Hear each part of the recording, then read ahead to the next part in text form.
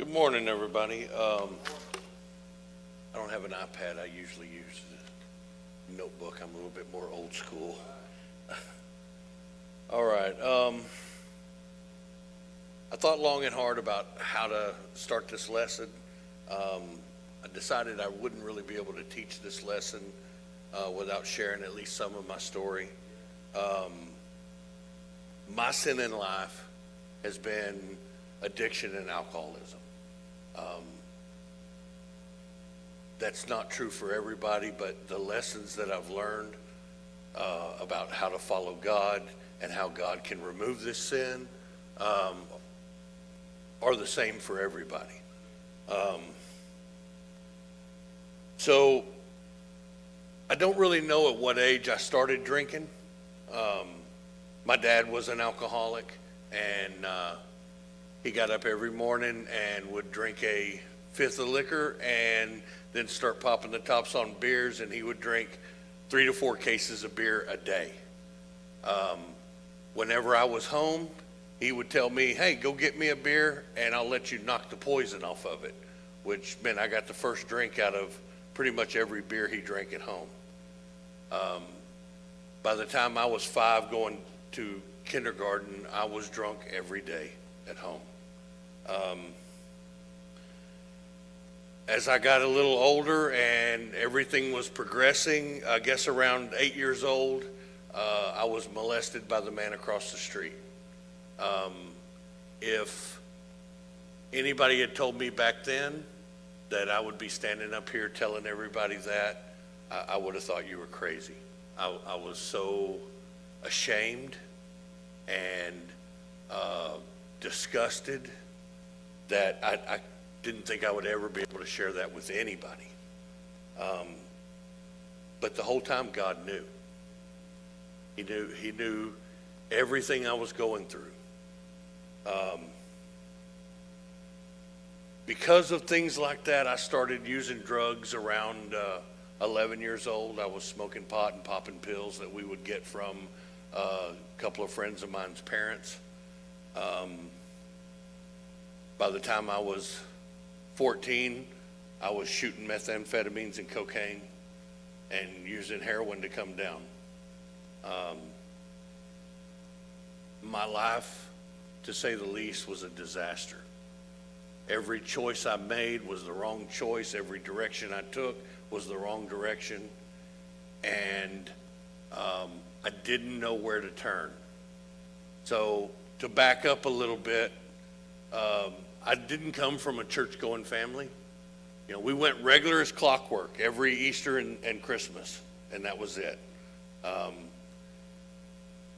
In those times of going to church where I didn't pay attention and didn't listen anyway, I learned one verse: vengeance is mine, saith the Lord. And that's all I knew. And that's why I thought he was out to get me. I truly, with all the shame and the destruction in my life, I thought God hated me. You know, and the way I saw it was, if he hates me, well then fine, I'll just hate him back. I went to rehab at 18. I weighed 83 pounds from all the meth that I was doing. And they told me that I was weeks away from dying of malnutrition because I wouldn't eat.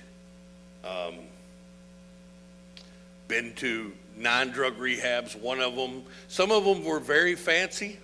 Some of them were Salvation Army sleeping on a cot.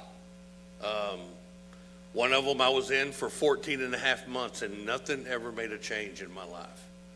You know, all the counseling and the support and the love from all these people out there wasn't enough. My family was being devastated.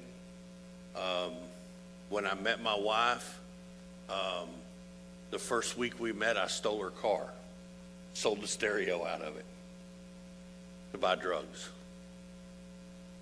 And she stuck by me anyway. She wasn't my wife at the time, but, you know, she saw somebody that needed help and was going to try to fix me, and, you know, that doesn't really work. I continued to go down that path of destruction. When I got paid, most Fridays I would go out and spend my paycheck, and then I would find a way into the bank account so I could spend her paycheck. Every once in a while she would bring home money from work that were the deposits, and I would steal those too. I sold her jewelry. I sold anything that I had of value because I couldn't stop. And when I say I couldn't stop, I could not stop. There was no hope for me, and I was at the end of my rope. I was so angry at God, and every time she would invite me to church, I would say the most hateful, vile things because of the anger that had built up in me, and I didn't see any way clear of it. And my wife asked me to try one more time to get some recovery. And I was so angry that I told her, I said, that's fine. I'll go in there, and if they tell me to work the steps, I'll work the steps. And if they say get a sponsor, I'll get a sponsor. And if they say stand on your head in the corner and gargle with peanut butter, I'll do that. And when it doesn't work, I want you to leave me alone and let me put a gun in my mouth and end it, because I can't go on this way. And I went to a recovery meeting at the church, along with some other outside meetings. And I met a sponsor that just so happened to be a Christian. That wasn't how he put himself forward, but he was a Christian. And we started working the steps, and I started to see God. Not the God of my understanding that I had from my childhood, but him. That was the turning point in my life. And there is a quote from the AA book. It says, we found that God does not make too hard of terms for those that seek him. And that's what I needed. That's what I needed. A God that would be there for me and love me even when I was unlovable. A God that could do for me what I couldn't do for myself. And that's what I found. So I got into my step work, and the first step was we admitted we were powerless over our problems, that our lives had become unmanageable. Well, my life was definitely unmanageable. That was the easy part. And I was definitely powerless over my problems. But that step has to do with surrender. So the definition of surrender is to cease resistance to an enemy or opponent and submit to their authority. And that was the difficult part, that submit to their authority, because I had to submit to the authority of God, and my whole life I thought he hated me. So that was where I had to struggle to find something.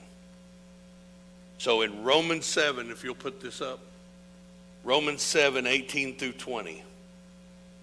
And I know that nothing good lives in me, that is, in my sinful nature. I want to do what is right, but I can't. I want to do what is good, but I don't. I don't want to do what is wrong, but I do it anyway. But if I do what I don't want to do, I am not really the one doing wrong. It is the sin living in me that does it.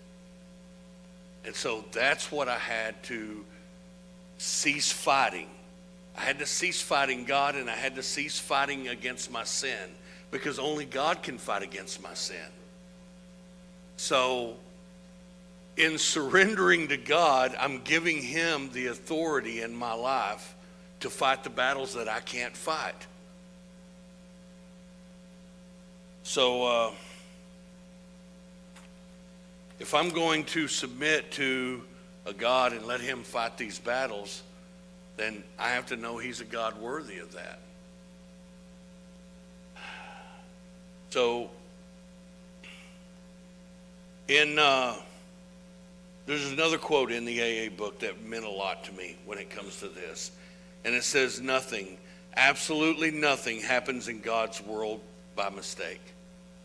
You know, we have freedom of choice. We can choose to do this or we can choose to do that. But God's plan is going to come to fruition no matter what, whether we allow him to use us or he uses somebody else. So the first principle that goes with that first step and that verse is I had to realize that there is a God and I'm not him. I have to admit that I'm powerless to control my tendency to do the wrong things and that my life is unmanageable. And that's where the healing started. That was the first step, the first beginning of some recovery in my life from my sin. So at step 2, it says, we came to believe that a power greater than ourselves could restore us to sanity. So like I said earlier, it must be a power greater than yourself. It's got to be a powerful God if I'm gonna turn this battle over to him. So there's been many times I've been discouraged, mistake after mistake, problem after problem, and it just seems like everything I did was just the wrong thing. Well, my best thinking got me where I was at. I wasn't doing all this because it was the only choice. I thought that was my best choice at the time because I didn't know how else to live.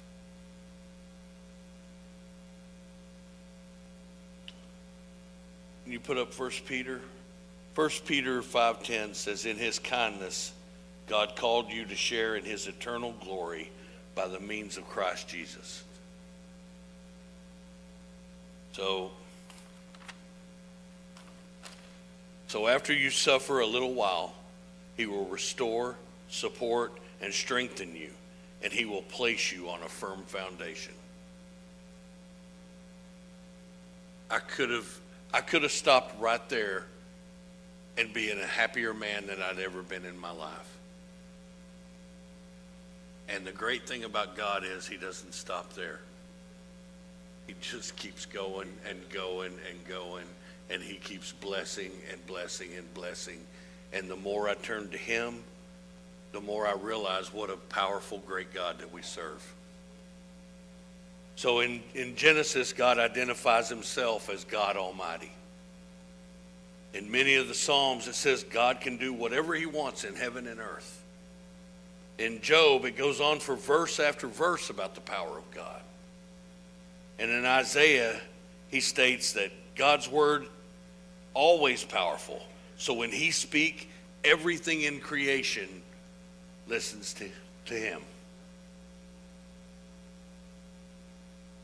So the second principle was that I had to earnestly believe that God exists and that I mattered to him. And he has the power to help me recover from sin. So working these steps with my sponsor, I was told that the only two things you have to do with a sponsor is he has to have worked the steps before so that he can be a reliable guide, and that he has something you want. And when I saw my sponsor, he had peace, he had serenity, he had love, he had trust because he was trustworthy. He had all the things that I had never seen in my life, and that's what I wanted. And because he had them, he could show me how to get them. And exactly what he did was point to the cross. He didn't know it at that first moment, but that's exactly what he was doing, pointing me to the cross. And Jesus paid the price for every sin I committed. There's many days that I sit over there when Callan and the rest of the worship team is up here singing, and I'll be crying because the words on there just fit me so much that it overwhelms me with joy that he loves me that much to pay that price. Because when he was on the cross and he was paying the price for those sins, it wasn't just my sin. It was everyone's sin. And if my sin had brought me to such devastation and destruction, imagine what a whole world of sin was to him. And for the Father to send his Son to pay that price, I couldn't do that to one of my children. Sorry, I just couldn't. I don't even like it when they, skin their knee, much less be crucified on the cross and bear the weight of all that sin.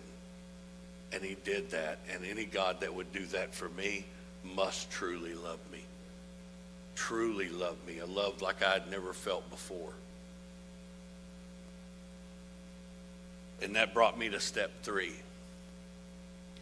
So step 3, we made a decision to turn our wills and our lives over to the care of God. So it sounds like a really simple step, but it's really not. That decision doesn't come lightly, and it doesn't come easily. And it takes a lot of learning when you've never turned anything over in your life. Basically, we're making a decision, but that decision is deciding to let God work a true miracle in our lives. The Bible is full of miracles where God stopped the sun, where the walls of Jericho fell down from them just marching, when armies were coming against the Israelites, 3 armies, and they all came together, and God said, you don't even have to fight the battle. I'm taking care of it. And all 3 armies were wiped out without them having to fight. There's miracle after miracle in the Bible. And a lot of people nowadays like to say, well, you don't see those miracles anymore. I do. I've seen one in my life.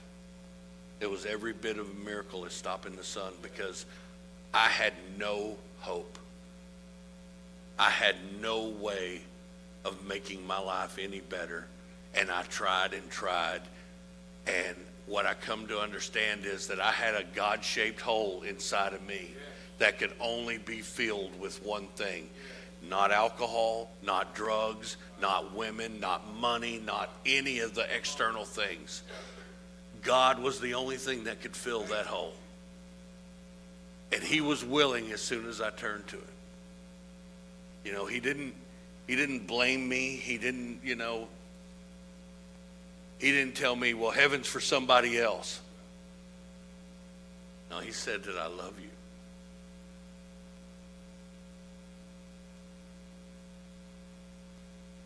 So,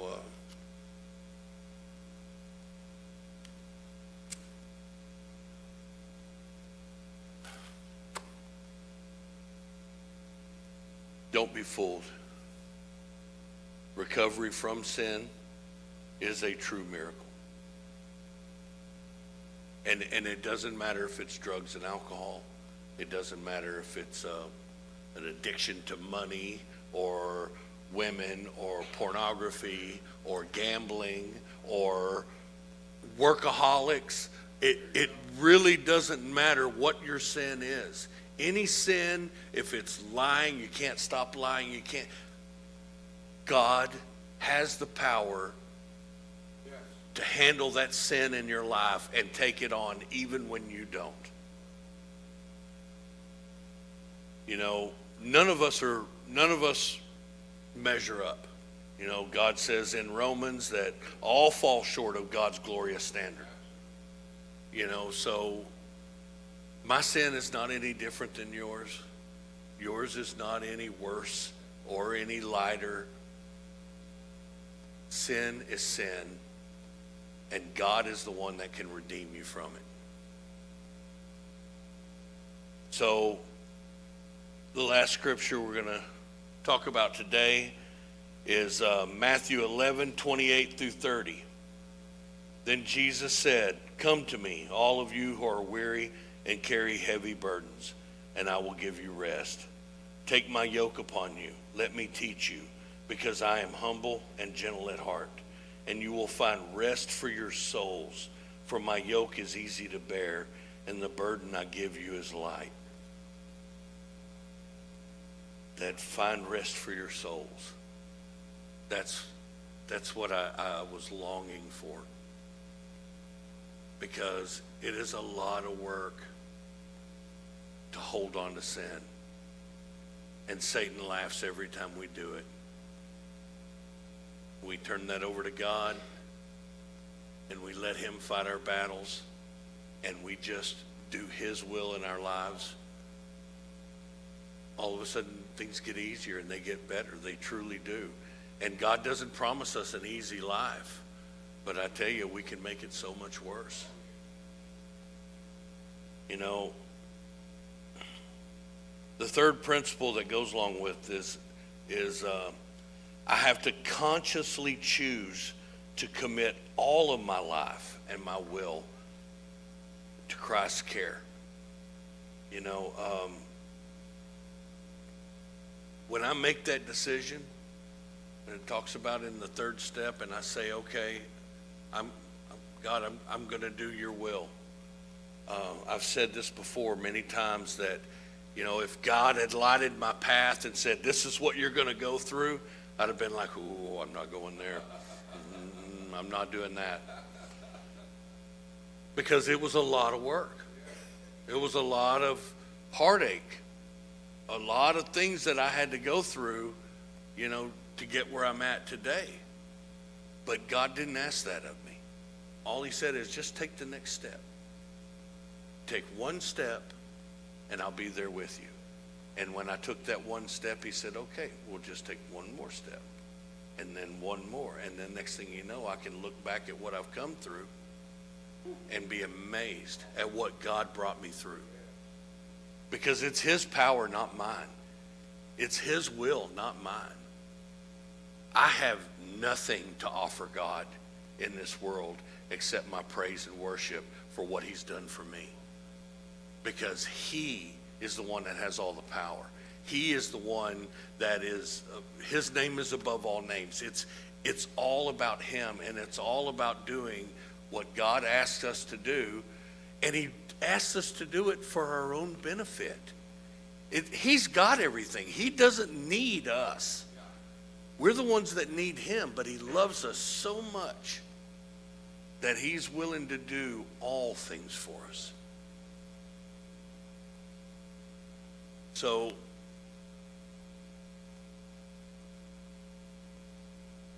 we're going to get into, in the next week, a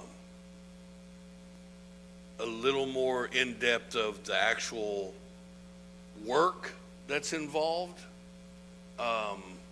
But I kind of want to open it up and see if there's any questions or comments or anything that anybody wants to share.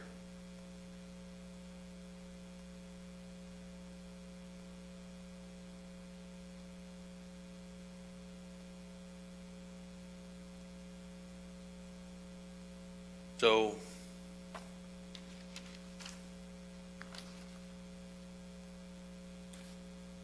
I will say that I'm very grateful for this opportunity. You know, the things that I get up here and share, they're not easy. But God blesses me so much when I get up here and I'm willing to open up and choose to share the message. You know, it says in the Bible, to whom much is given, much is owed. And he's given me a lot. And so I owe a lot. And that's okay. Because like it says in Matthew, you know, his yoke is easy to bear, and his burden is light.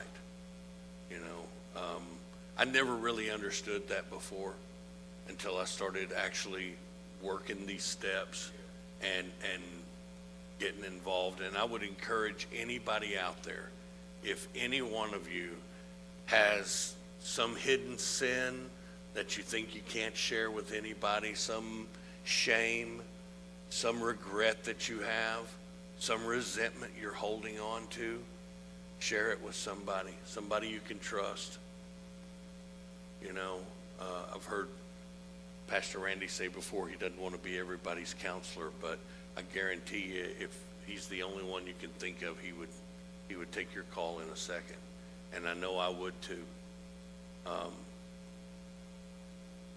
Please unburden yourself and reach out to somebody that might be able to explain to you how God can benefit you and make your life amazingly better than it is. And it doesn't matter how good you think your life is, God can always improve it. You know, he doesn't stop.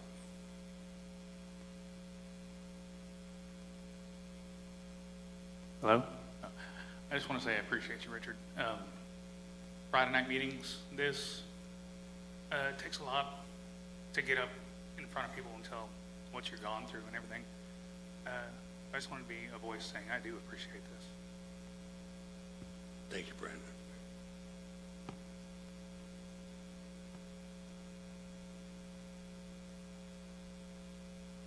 I just want to add a little saying that I say to myself all the time, because for me, one of my sins is anxiety. If you pray, why worry? And if you worry, why pray? Just not trusting God, telling God, hey, can you help me with this, or can you fix this?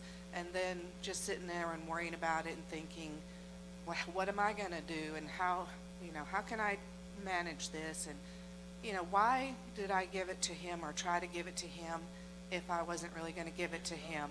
So the 12 steps are kind of a way of teaching me to trust him and to give things to him, any kind of things. I have a lot of fear about my children, their choices in their lives, and my grandchildren. Of course, I had a lot of concern for Richard when he was using, and I still do, but when I decided to go into recovery, I had hit my bottom. I was fed up, and I decided that I'm going to go work the steps, and whatever that means for him, so be it. But the fact that I chose a sponsor and worked the steps, it made a big impact in his life, and it allowed him to see what it looked like for somebody that was close enough to him to see each step being worked. And it made him feel like, well, maybe I can too. But the main point of the steps is to build your relationship with God so that you can hand things over to him. And we're still human. We're still going to snatch it back every once in a while. But if you think about the steps and all of the work and practice that you did to get through them, and then you start sharing that experience, it reminds you all the time, oh yeah, I'm not doing that right. I need to do it this way. Or, oh, I did that pretty good. Or they're going through the exact same thing I went through, and I can kind of give them some guidance because God walked me through it, and that gave me purpose and allows me to serve him.